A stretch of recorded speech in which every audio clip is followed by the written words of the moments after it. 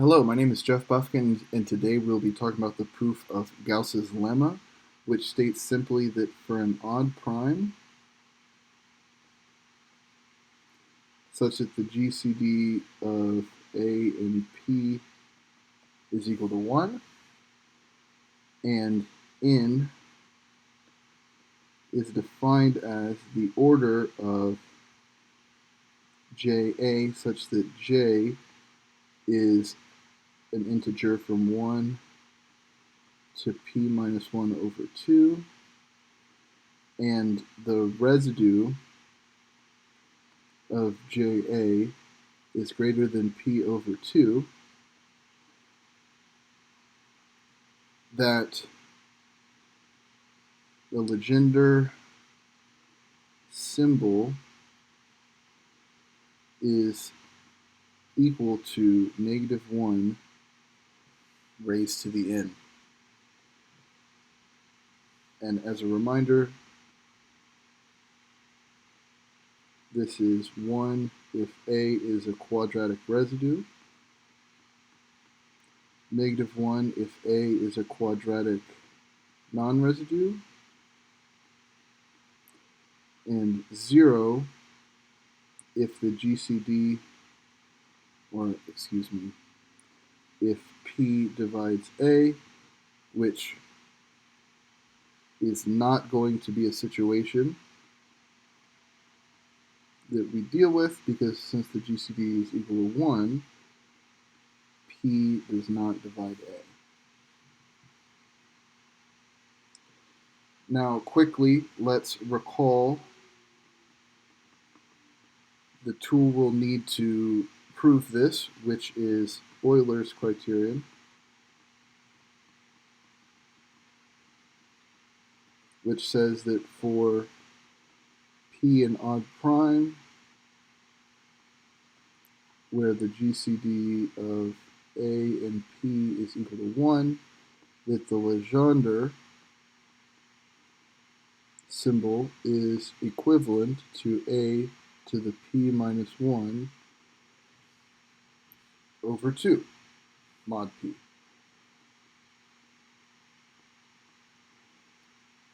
Awesome. So let's jump right into the proof.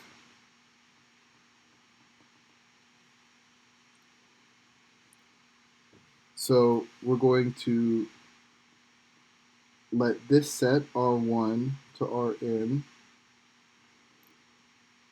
be the set of least non-negative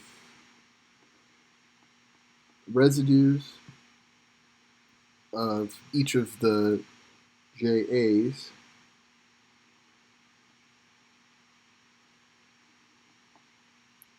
such that the residue, the least non-negative residue of JA is greater than P over 2, and the set S1 to Sm is the least non-negative residues of JAs such that the residue of the JA is less than P over 2.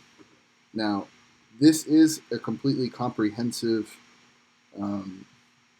the union of these two sets is completely comprehensive to establish the least non-negative residues, because since P is an odd prime, these won't be integers.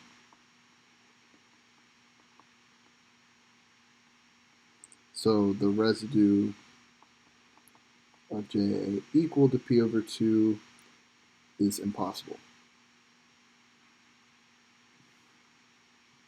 And I do want to note that this set right here of the Rn's, that's the same set in slightly different notation that we have here.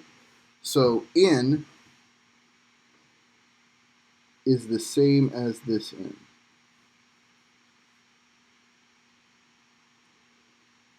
Nice.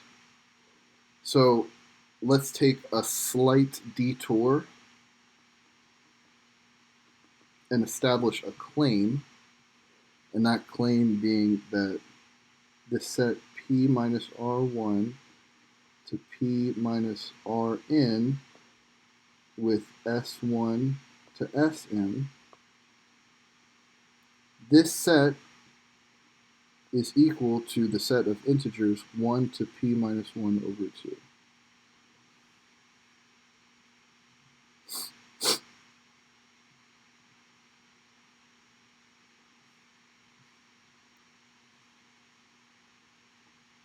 So to show inclusion in this direction, we want to note that consider Si for an arbitrary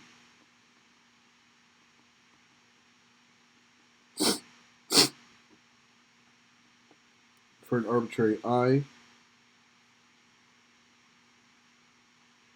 So Si is a non-negative integer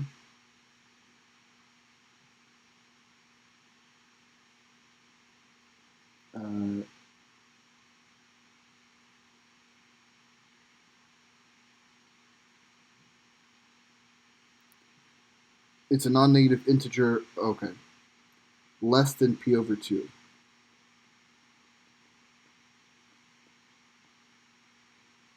So therefore Si is in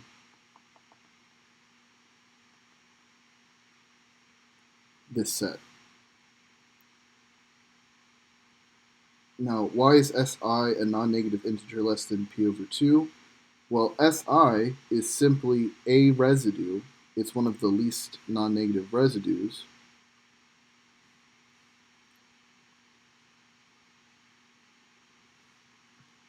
Such that it's less than P over 2. So that example is pretty simple, but next we're going to consider P minus Ri for an arbitrary I.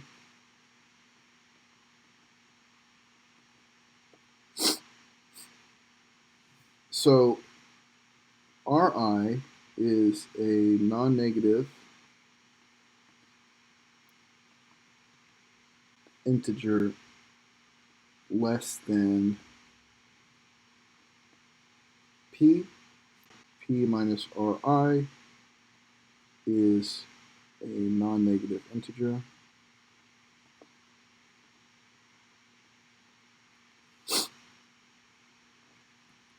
And since Ri is strictly greater than P over 2, we have P minus Ri strictly less than P minus P over 2, which is just P over 2. So therefore, we know that P minus Ri is a non-negative integer less than P over 2. So for the same reasons as the S minus 1, we have P minus Ri is in this set of integers 1 to P minus 1 over 2.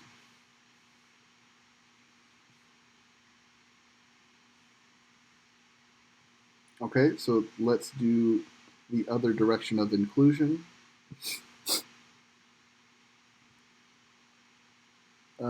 So we're going to do this by contradiction. So suppose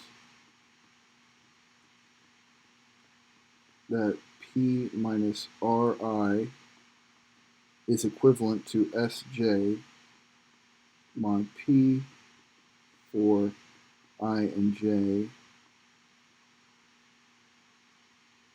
in some index set.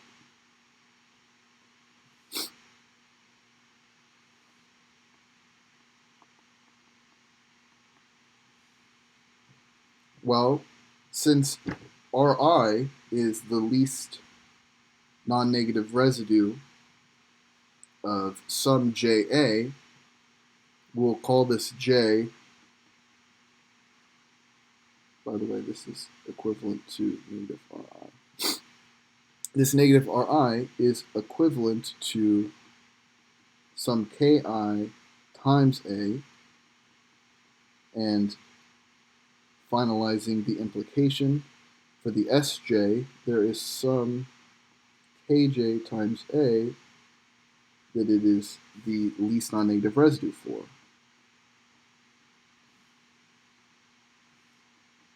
This implies that negative Ki is equivalent to Kj mod P, but each of these Ki's and Kj's are from this set, 1 to P minus 1 over 2. So, therefore, negative Ki is in this set, P minus 1 over 2 plus 1 to P minus 1 over 2 plus 2, all the way to P minus 1.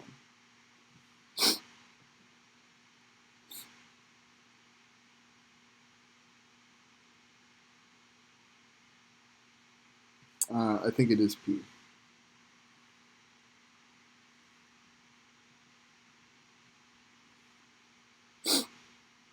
However, these two numbers, since they're in these two distinct sets, they cannot be equivalent, right? They're already the set of all the least non-negative residues. We can't simplify them anymore. So the fact that this Ki, this negative Ki, and this Kj are equivalent, that gives us a contradiction.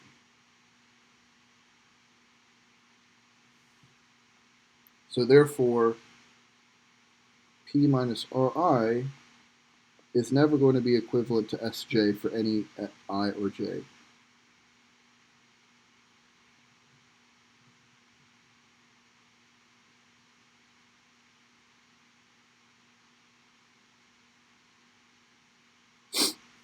Awesome. So now we have proved this claim that the set of P minus R1 to P minus Rn, including S1 to Sm, is equal to our set 1 to P minus 1 over 2.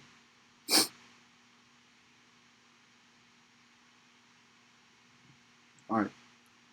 Finally, we can say that P minus 1 over 2 factorial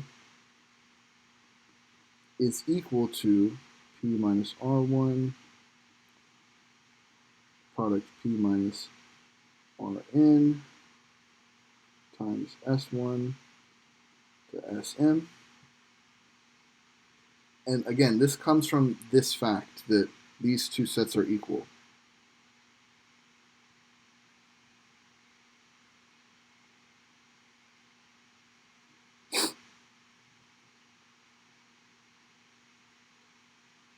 So all of these elements producted together are going to be the same as all of these elements producted together.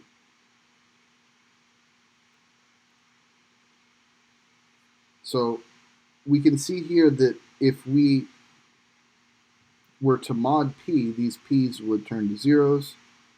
So therefore, this expression is equivalent to negative 1 to the n, because we have n negatives. We have one negative for each index, times R1 to Rn times S1 to Sm. However, each of these R1s, each of these Ri's and Si's, they are equivalent to some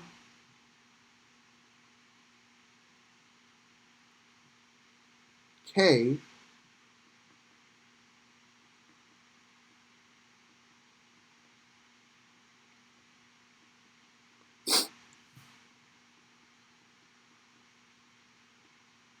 in 1 to P minus 1 over 2. So we have K in A times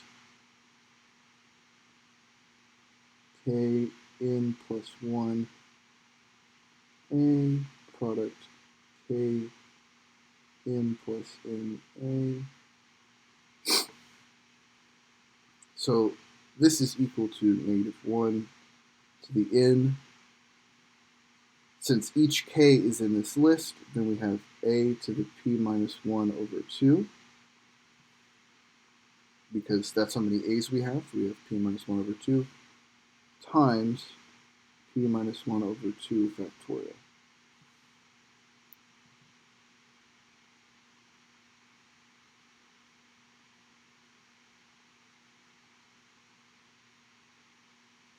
Now, from Wilson's theorem, we can recall that this will be congruent to negative 1, and this would be also congruent to negative 1. So we are justified in our conclusion that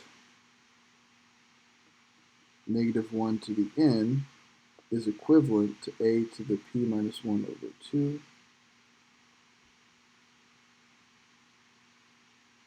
But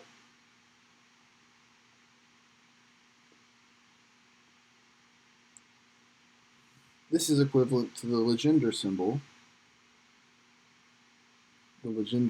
by Euler's criterion.